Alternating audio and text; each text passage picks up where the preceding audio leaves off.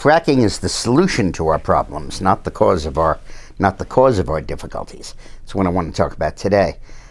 Did you see the movie The Promised Land with Matt Damon? Well, don't if you haven't. It's based on this ridiculous, faulty, unscientific, wrong, fraudulent, propagandist premise that fracking is causing environmental damage and danger to the water supply. Fracking, as I guess you know, is there's oil really deep in the Earth's surface, 10,000 feet down. And you drill down to 10,000 feet. And then you go horizontally along the 10,000 feet until you find shale, which likely contains oil and gas. And then you send high-pressure water down the pipeline, and you break apart the shale. That releases the oil and the gas, and you can recapture it. Now, fracking is changing the entire issue of the United States and the world. This is completely transforming America. This year, 13, we will produce more oil than Saudi Arabia or Russia. We'll be #1 in the world in oil production. At 2000, the United States imported 2/3 of its oil from abroad. Now it's significantly less than half. And by 2016, we will not have to buy oil from any of the countries that hate us. Saudi Arabia, Algeria, Russia, Venezuela, none of them. And they're all going to have to sink or swim because they're not going to get money from the United States consumers. And we will increasingly be able to provide the world with oil and with gas. And the potential for reindustrialization of America is enormous because obviously we'll never beat out the Chinese or Vietnamese in wages. They're obviously going to undercut us. But it takes a lot of energy to make these products and to put them on a boat and ship them to the United States.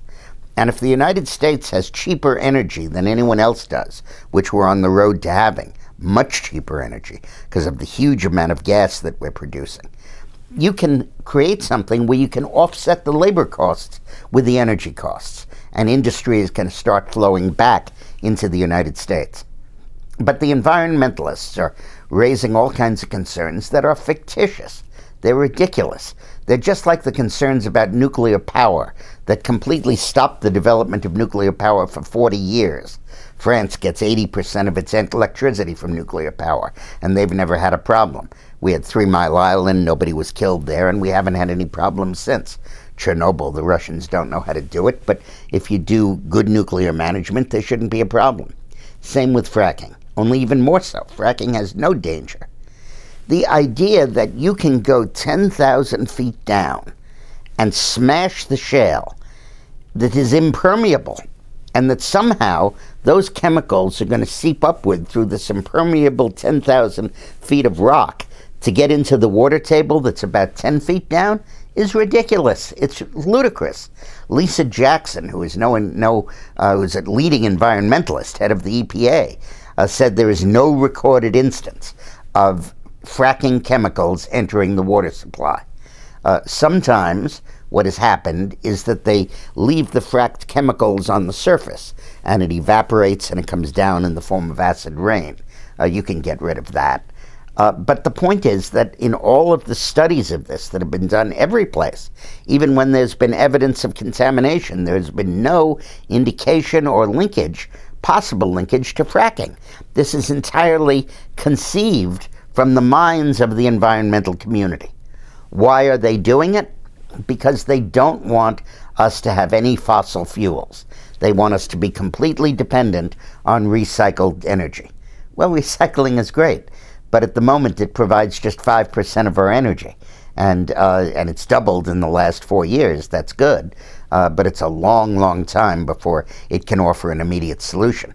On the other hand, we are stopping climate change, or at least stopping carbon emissions. I'm not sure that that's causing climate change, but we've reduced carbon emissions by 20% below the 2007 levels because of fracking. because we're using that natural gas to replace coal, which is much dirtier and much worse in terms of carbon. And 15% of our power plants have switched from coal to natural gas in the last 5 years, and many, many more will in the immediate future. Not because of regulation, just because it's cheaper. So fracking is one of the greatest things that could happen to the United States and to the world. And please, don't let the environmentalists stampede you into believing there's the slightest environmental risk involved. Thanks a lot for watching.